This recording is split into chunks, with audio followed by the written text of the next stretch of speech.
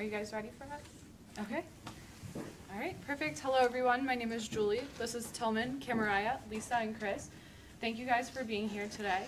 We're so excited to talk to you about our idea for a humane business that will address food insecurity and bringing access to fresh produce to people in food deserts.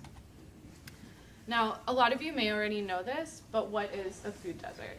A food desert is a place where residents do not have consistent access to fresh produce, or if they do, transportation costs are unreasonably high. So as you can see from the visual, food deserts are throughout the US, so this is a problem that is national in scope. Approximately 24 million people in the US live in food deserts, half of which are low income.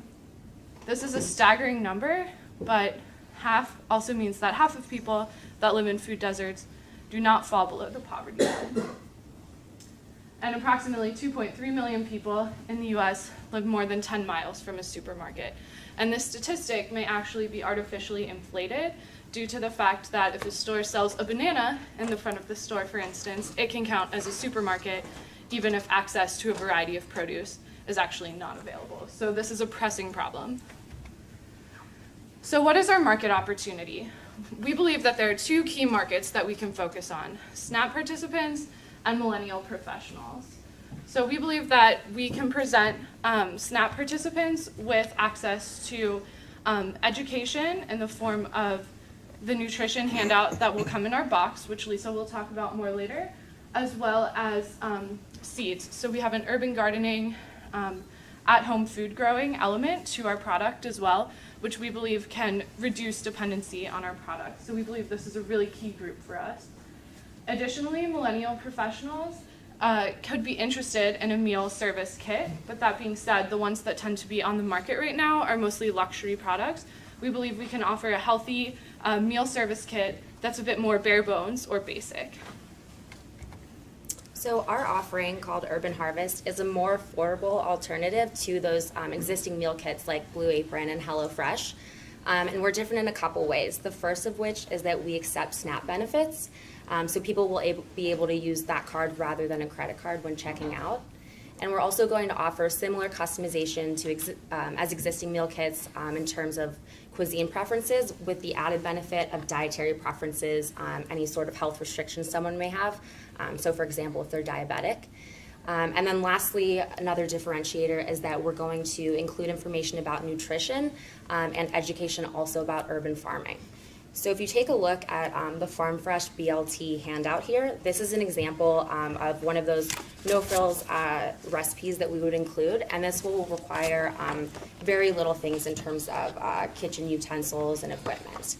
And on the back of this handout, we have an example of another way that we're going to reduce costs, which would be to offer free advertising in exchange for free products.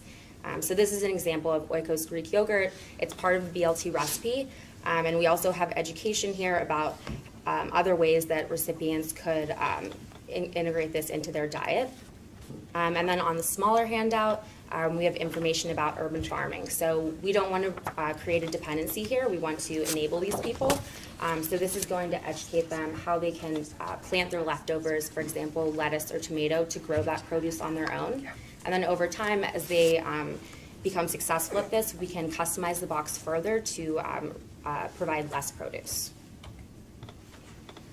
Okay, so going back to our target market, as I mentioned before, so SNAP participants right now, as of January 2016, there were 54.4 million people participating in SNAP. And we believe that they will be most interested in the home gardening element of our product, again, as it can reduce food spending. And additionally, we think the educational and nutritional component will be one of the most important, as people were more likely to be obese. It's approximately 46% of SNAP participants compared with 36% of the general population. So that's the key differentiator that we feel that our product will have, or the key appeal that we'll have to that group. For millennials, as you can see, particularly professionals, they're one of the highest spending groups, particularly on food expenses. So we believe that they'll be interested more in the DIY component, cooking for friends, and maybe the social element of getting a meal prep box, something they can talk about with their peers. So part of the value proposition of this project is threefold. So on one side, we're going to be servicing low-income individuals in those food deserts, and then also the SNAP participants and millennial professionals.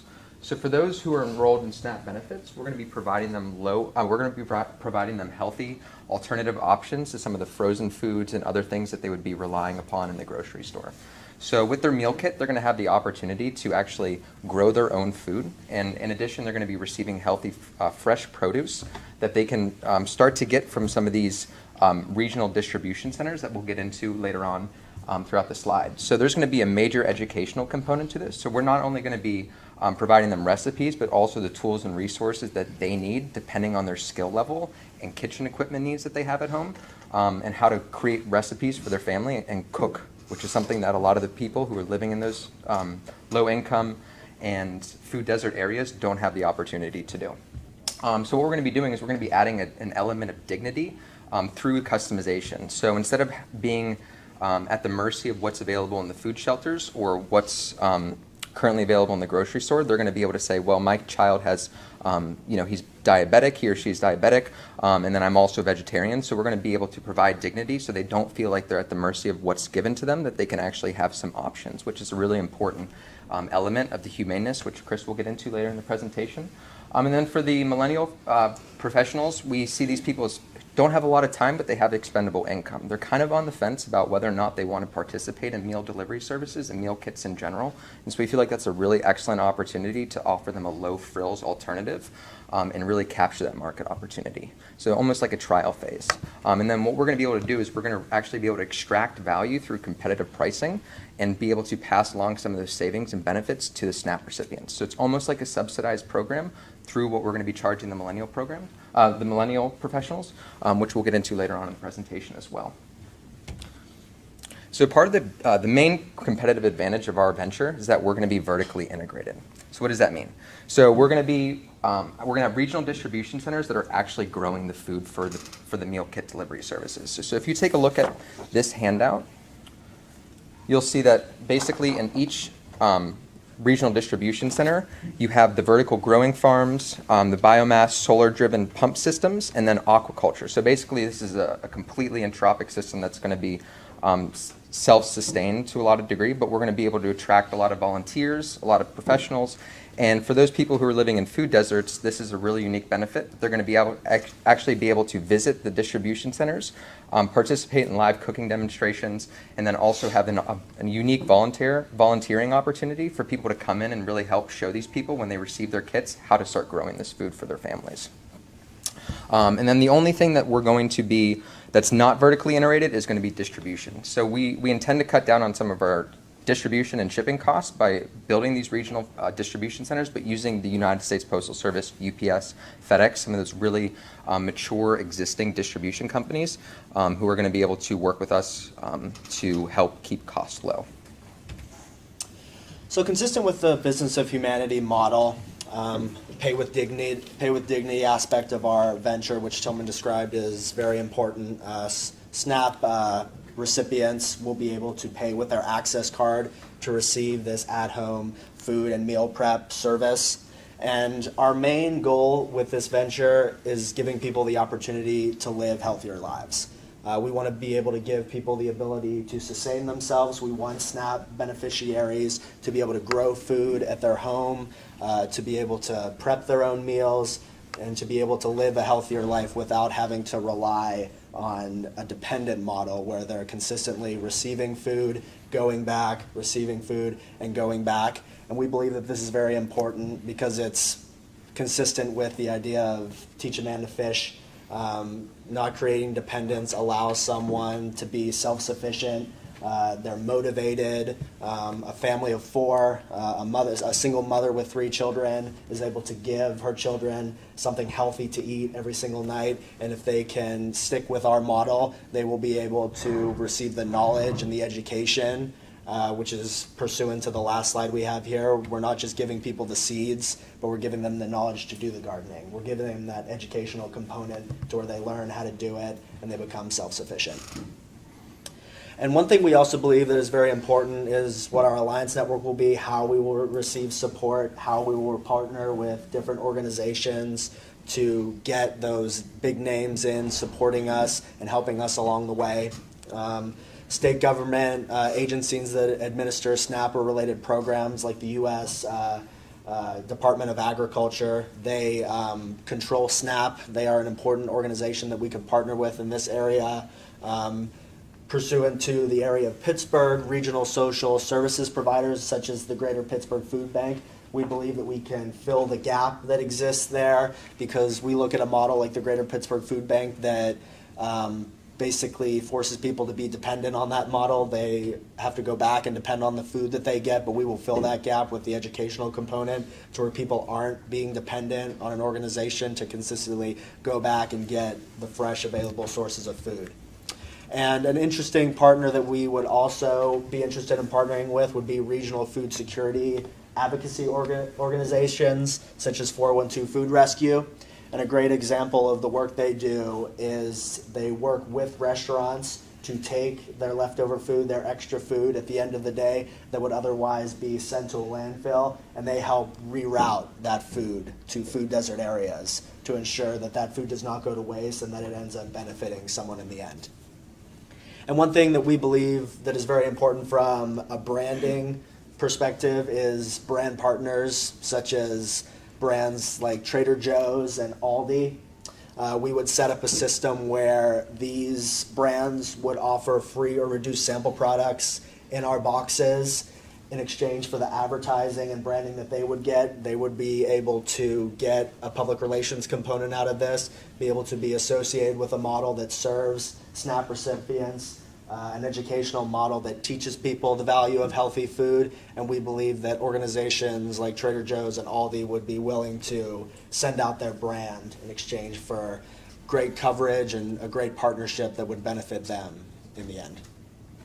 So where's the money? The business model aspect of all of this, where's the money in all of this?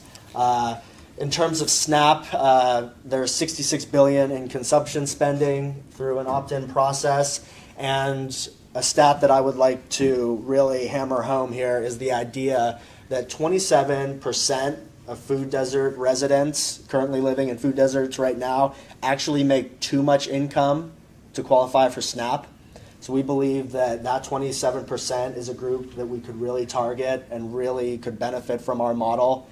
They could benefit from the affordable prices that we offer because at the end of the day, they're not receiving these SNAP benefits. So our model, which I'll get into the cost structure in a little bit, would be something affordable for them that they would be able to benefit from. And so Tilman went into the discussion of our aquaponics structure, which is how we would facilitate our growth. We want to be an organization that doesn't teach people how to grow things. We want to do that as well. We want to show them that this is how we sustain our model through this growth. And through the research that we conducted, the average aquaponics profit margin is 22%. And we think that the investment that we could make in this would be $250,000 to set this up and really facilitate how we grow and how we kind of send everything through our growth model. And other interesting statistics that would relate to our cost monthly would be the idea that for a 4-person household through the Thrifty plan of USDA, it costs them $500 a month. Running our analysis, we believe that we could offer ours at a monthly cost of $350 a month. And in terms of the cost per person per meal, we believe that we could offer ours at a price of $3.50 at a cost to us of $1.50 per meal per person.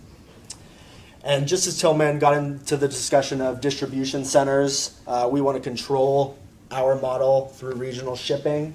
Looking at a business model and an organization like Blue Apron, they have only 3 distribution centers and over 300 suppliers.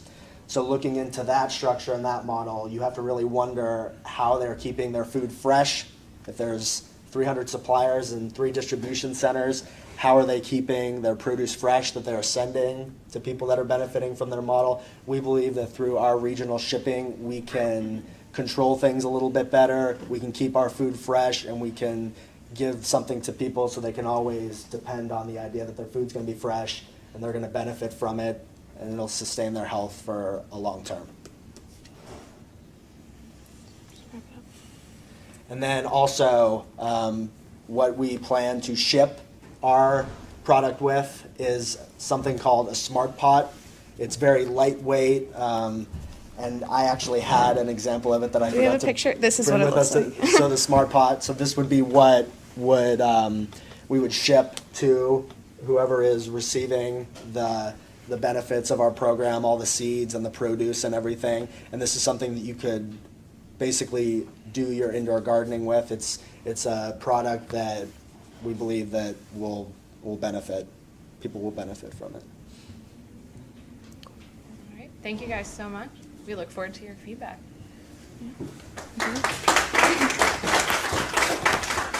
Yeah, it's like, I don't think this actually counts because we have like our stuff in it.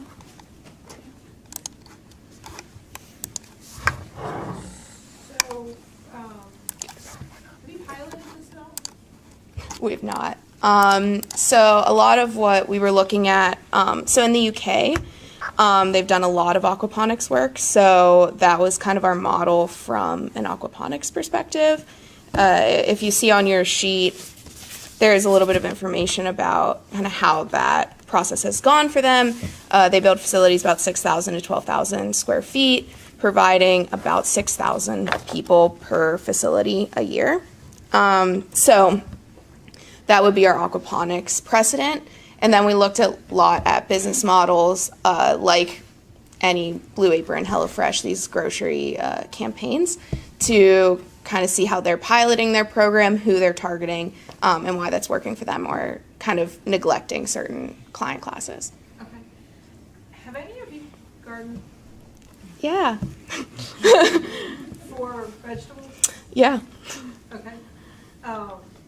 Do you find that you have reliable, consistent results?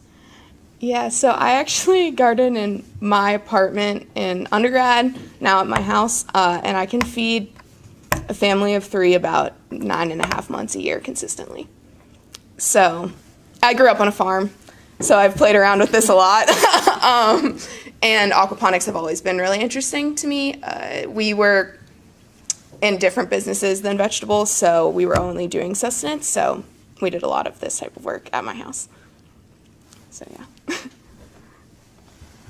So I'm going to touch on the gardening. Yeah. And I want to help me understand a little bit more about or how the garden at home piece fits into this overall supply model. Yeah, so produce is fundamentally the most expensive part. And when we looked at SNAP spending costs, you have meat, actually sweetened like beverages are in the top 3 things that are spent, which is hard to target for us, but produce is in the top 5 every year consistently. So we were thinking about how do you minimize cost both from a food perspective, from our costs, but also from someone on SNAP or someone in a food desert where produce is extremely expensive, if available at all. How do we target that market? And we think that gardening, especially you think of your basic stuff, tomatoes and lettuce, they're super hardy plants, very easy to grow, and very expensive, and you can use them in a lot of ways. So we were trying to figure out how do we target a sustainable model and also try to target a very expensive part of eating healthy. So then the meal kit basically provides items, seeds, and the idea is that you get a meal kit with perhaps maybe meat, grain, and at home you're supposed to garden the produce that would fit with that. Yeah, and so part of our customization would be obviously at the beginning, it takes at least 8 weeks to grow a tomato. So you would be getting the full kit with produce at the beginning. Lettuce is actually about 4 weeks, so they would have to get a full kit from us. So that's the most expensive time period that we need to try to hurdle. If we can hurdle that point and they at least start providing lettuce and they tell us that, in the feedback that we're getting from them. Now we don't have to provide them that, and we can have kits that are associated in price that actually helps them lower price as they're incentivized to do this work. But we could also provide all of those goods if we needed to. So trying to figure out how are people motivated? How do we target different levels of motivation, different levels of skill, and different crisis, because you're right, let us die sometimes. So we can still cater to that, but we want to help build sustainability and cut their costs. So this is like a way to try to kind of build both of those models. Absolutely. I have a question. Do you have a financial model? So, yeah, so we don't really have predictions necessarily because SNAP is currently kind of in flux as well. So we thought giving a financial model actually overestimated what we know. So we can talk a lot about profit margin. So 22% on produce from an aquaponics lab compared to commercial traditional farming, to us tells us there's a margin there. And we know distribution can be cheap. We know that a lot of these other meal kits specifically are not targeting this. If you've ever gotten HelloFresh, like you'll get a ton of capers and avocado, which is a very specific choice. And we want to try to say, okay, well, they can do it at about $9 a plate is essentially what they're selling it at. If we can cut that at $3.50 for our SNAP benefits, that's actually the standard meal price on like a school lunch. So that's kind of how we chose that particular number. So if we can hit that, and we can maybe get also a target around $6 a plate, that seems feasible. That fits within our cost structure. And we think with all these other dependencies, we could potentially cut our costs significantly and still gain a lot of buy-in at the beginning because we can provide a starter kit that has everything. So we target those people that want everything and don't want to do any work, because we all know those people. And we know we'll have those customers. But we want to say, okay, we know we can financially model out 10 weeks, 15 weeks for our consumers, and that they should be decreasing their dependence on us. So it's kind of hard to model that, particularly for us. So probably a follow-up question is,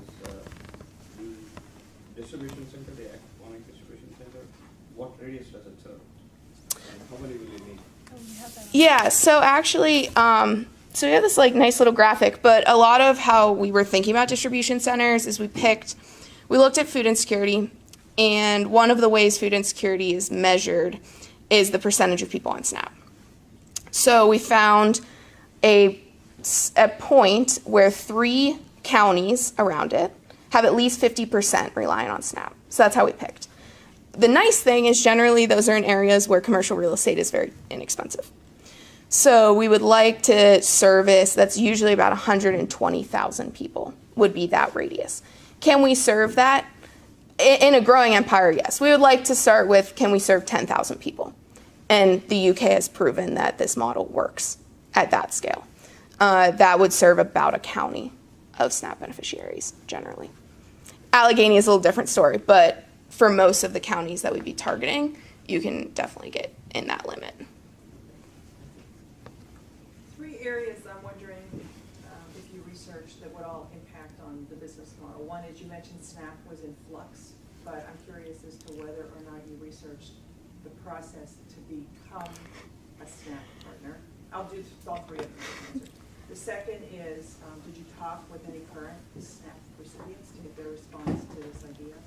And then the third is, did you do a review of the landscape? You mentioned the food bank. Did you look at the work of the food bank and Just Harvest and the food trust and identify where the gaps in the market are?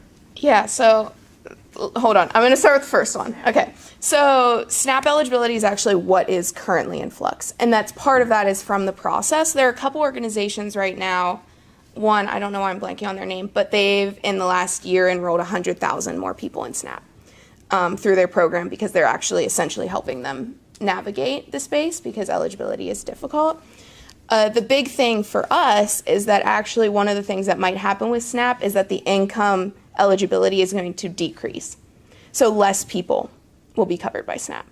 It's a way of cutting costs, obviously, but that for us is a market opportunity because now those people are not going to have benefits. So they are going to need an affordable plan, and they do have income. Most people on SNAP, at least that we're looking at in a target market, are people that have income.